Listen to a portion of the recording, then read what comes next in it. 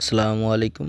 আলহামদুলিল্লাহ আমি ভালো আছি। আপনারা সবাই কেমন আছেন? আজকে কোয়েল পাখির বয়স ৪১ দিন। তো মোটামুটি ডিম আসছে।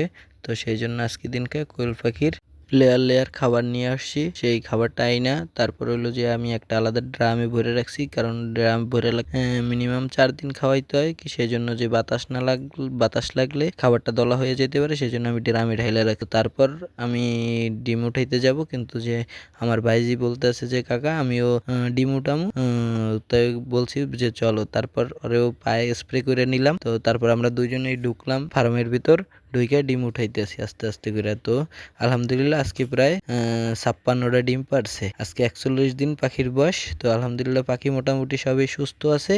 তো এই ডিম উঠানো অনুভূতিটা যে কতটা ভালো লাগে সেটা বলে বোঝানো যায় না।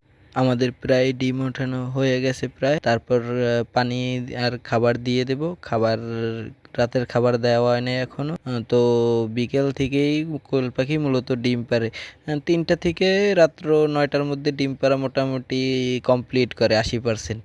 আলহামদুলিল্লাহ আমাদের ডিম ওঠানো শেষ। তারপর আমি কিছুদিন আগে একটা অর্ডার ছিল 500 বাচ্চার, ওইটা আইনে দিছি। তো ওই জায়গা নাকি 3-4টা বাচ্চা মারা গেছে, যাই দেখি বাচ্চার আমাশা হয়েছে। তো ওষুধ আনার কথা বইলা দিছি। তো নেক্সট ভিডিওতে দেখা হইবে। সবাই ভালো থাকবেন। আসসালামু আলাইকুম।